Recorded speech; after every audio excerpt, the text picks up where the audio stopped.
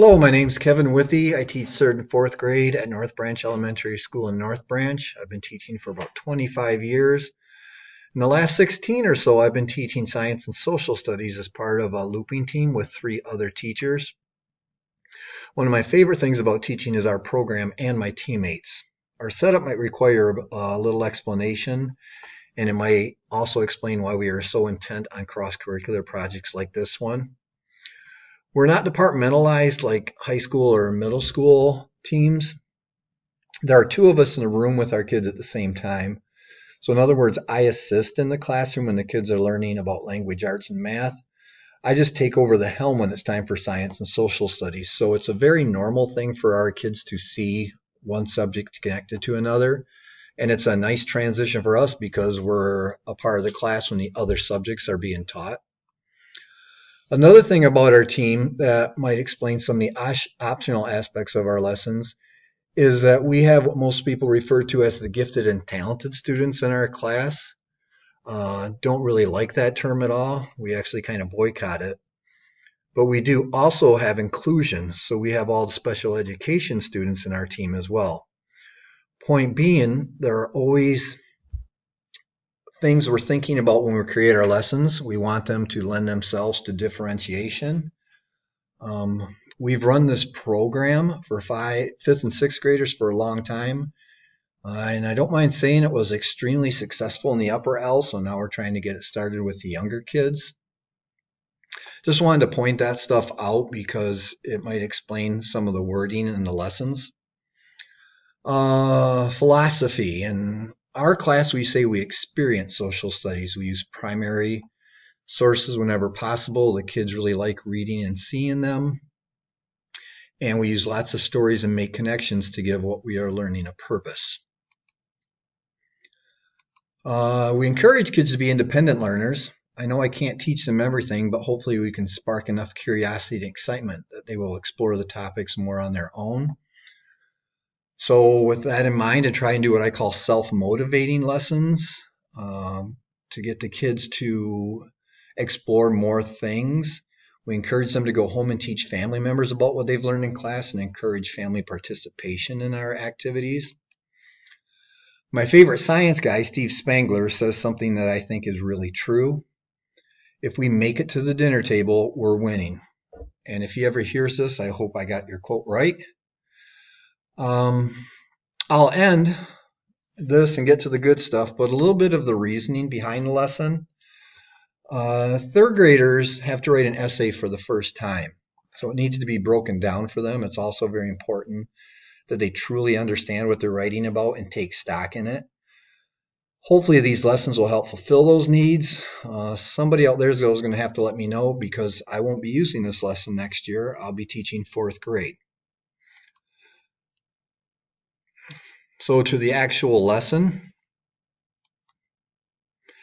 you'll notice a lot of standards about Michigan history, and I didn't really go into how you would teach those, just that these are the essential ones for the project, although really you need to teach all of them together. And one of the economic units lessons really goes well with this activity too, so I did include that. You'll see lots of literacy and writing standards because this is a cross-curricular project.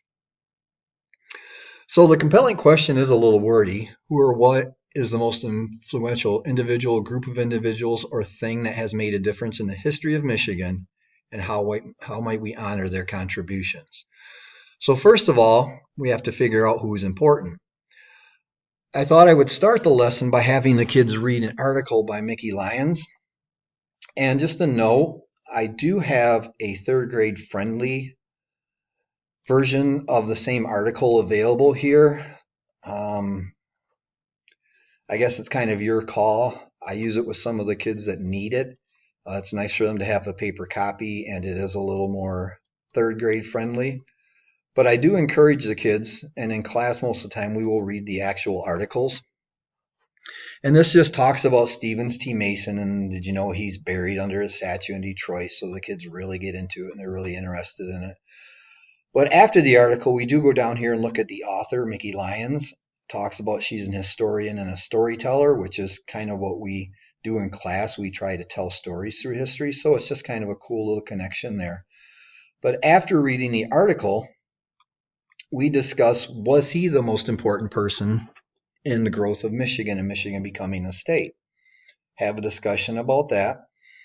And then we start talking about some of the other things we learned about in class. And I have a few here on a paper for them, but there's a spot for them to add anything, any subject they want to the paper. And then they're asked to rank these, the top 3, and then they have to tell why they ranked each subject as the top 3 most influential or important people or things in the growth of Michigan. Now, all of these will kind of run together. After they do that, that'll probably take the day or the class period. Then we go into my Michigan Monument Picture Study. Now, I'll show you a little bit of this presentation. We do see, think, and wonders a lot in class. So I would just show these slides to the kids, and we'd probably orally do a see, think, or wonder. There is a link to a template if you need it and want to do it written out. But the first few slides, I would just do orally with the kids, and we'd talk about what they see, think, and wonder. And all of these are monuments in Michigan. And then when we do get to a slide, I think it's slide number 6 here, they actually have a worksheet they'll fill out, and I'll show you that in a minute. But now we actually will see what those things were. Down at the bottom, it tells exactly what the very first object was they saw. And I do want to point out there's a snapshot of, or a screenshot of, a Google map here that shows the location. That'll be important later on. Something else I thought I wanted to show you, though, is one of the ways I get the kids to go home and actually look at these slides and redo these things is, they know in my class I put in what we call Easter eggs in the slideshows, and I don't show them in class, so the kids go home and they start nosing through these to see if they can find the Easter eggs. And what Easter eggs are just videos, lessons, sites hidden within the text or the pictures themselves. And the kids will go home and try and find these, and a lot of the time they're just silly songs or something that goes with the unit, or it might take them to a website about the museum. But I'll just show you what I mean by that. The kids will go through and they'll see if they can find them. Like, here's one, and it's just a silly song.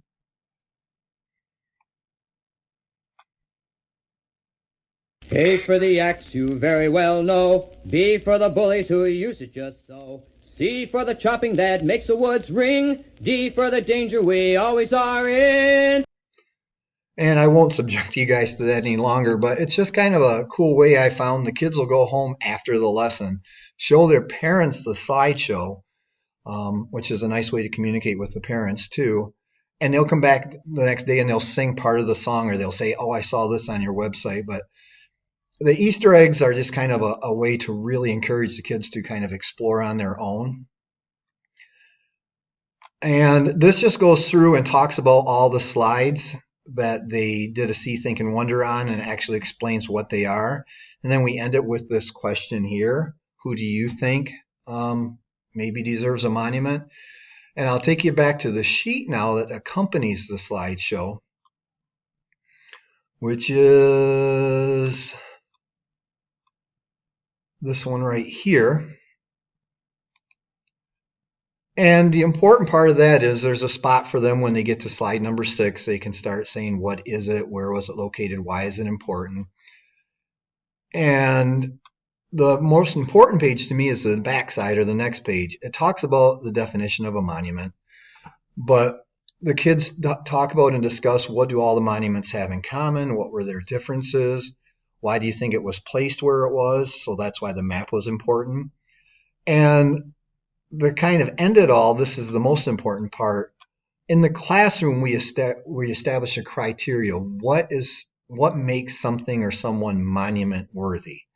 So we're going to establish a criteria. Now, I don't have these pre-written for the kids, but I do have some in my head that I will talk them into getting on there, whether they realize it or not. But it is important that the kids establish the criteria, or at least have a big part in establishing the criteria, I feel. After we get the criteria established, that would probably be the end of that lesson. And I do have some other links on here to some weird monuments in Michigan just to make it a little more interesting. And again, all of this stuff is on the webpage to get kids interested in going home and sharing everything with their parents and their families.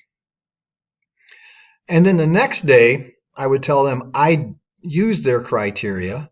I went through my subjects that I thought were important. And I did decide that Stevens T. Mason was the most important person in Michigan history. Now, I put a slideshow together to show that, and this is always a catch-22 with me.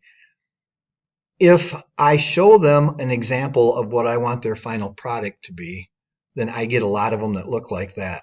But if I don't show them the example, it's really hard for 8 and 9-year-olds to conceptualize what it is they're trying to do through the direction. So it's a catch-22. This time I decided I would show them one. I did choose Stevens T. Mason because they're not allowed to use him, and there already is a statue for him. So I'm hoping that this doesn't sway them too much in exactly what they should do. But this is kind of what I was expecting from the kids. I would show it to them once. Then I would pass out the rubric and go over it with them and show it to them again and have the kids talk about and score my presentation on their rubric. Here's the example I put together. They need a title. They need to make a claim, who they think deserves the monument, 3 pieces of evidence that will support that. And I'll show you the planning guide they used to put this together in a minute. But these 3 pieces of evidence will actually become the body paragraphs for their essay when they write it later. So this has been really planned out. And I've worked with the language arts teacher a lot to try and see exactly what we were trying to get out of the kids. Also included, it'll say in the requirements, is a primary source picture that'll complement what they're talking about. And they are required to tell the source where they got their picture.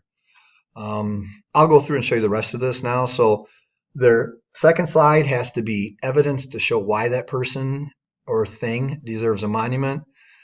Third slide explains. Now this is a little bit more writing. They have the option of putting this in paragraph form if they like, about where they think the monument should be. You'll see in a minute they're required to put on a map showing where the requirement is. Again, a primary source and an explanation.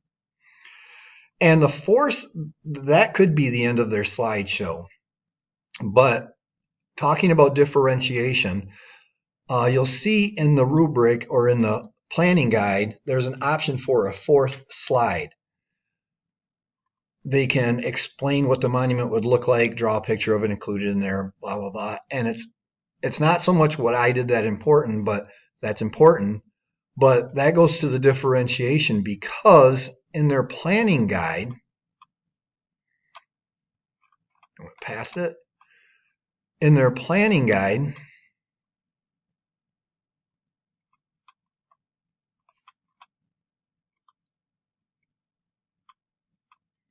there it is.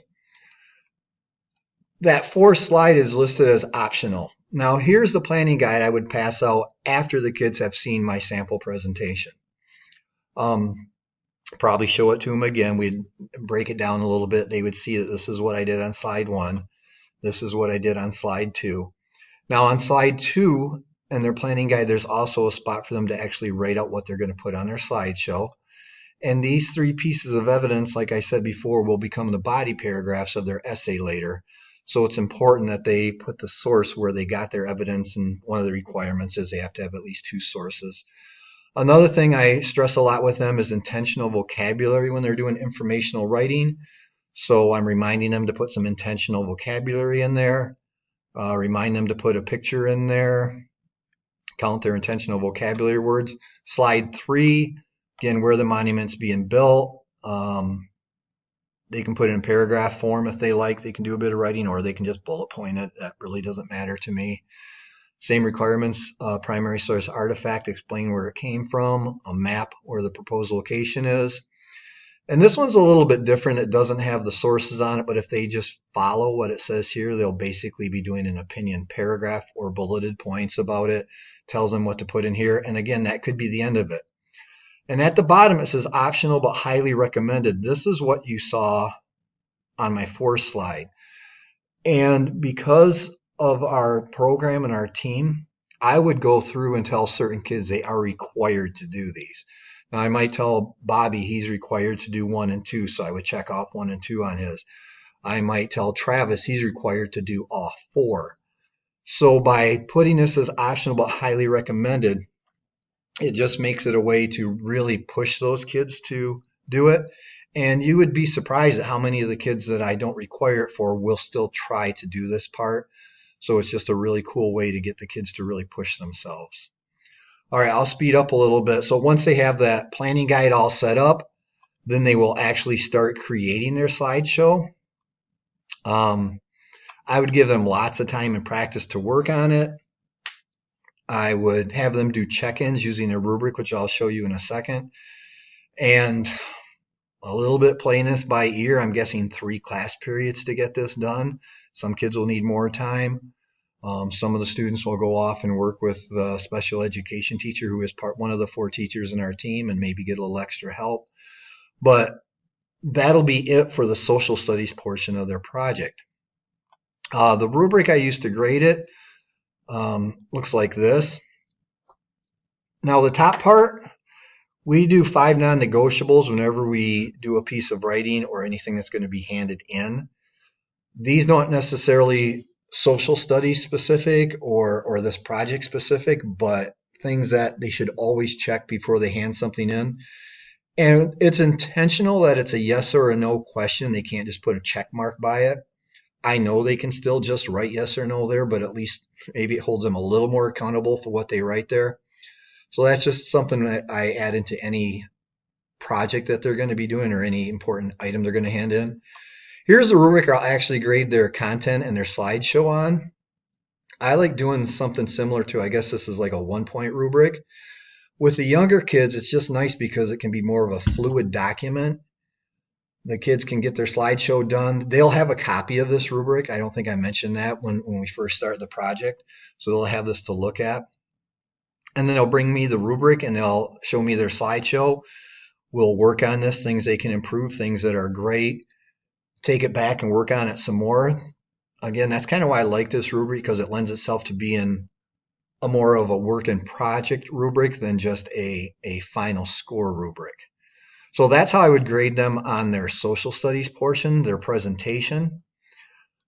Now, I didn't do a lot with anything beyond that, but this is where my language arts partner would kind of take over. So I just kind of summarized what she said. She would basically start with the same compelling question. And over the course of a week, 2 weeks, she would have them use their information, especially the evidence gathered for their claim, and have them write an essay about that person or that thing deserving a monument, a paragraph for each piece of evidence, and then a conclusion paragraph. So this isn't very detailed, this kind of goes with what she kind of said she would do, and she would have a separate rubric for grading that. And once their essay is completed and graded, we would probably do a seesaw, have the kids do their slideshow or a screencast, read their essay or attach their essay to the slideshow. And anything like this that we do gets published in Seesaw for their portfolios, and oftentimes, as long as all the permissions are okay, we will actually put these things on our website so they can watch each other's presentations at home, and it really drives home that home connection and getting the parents involved in what their kids are doing at school. So I guess that's about it. I hope this works. Like I said, I haven't even tried it yet. I won't get to try it this year because I'll be teaching 4th grade, so I get to start a whole new project for 4th grade. If you have any questions or interested in anything that I did or part of it, or just want to comment, my email is available, and I appreciate you listening. Thank you.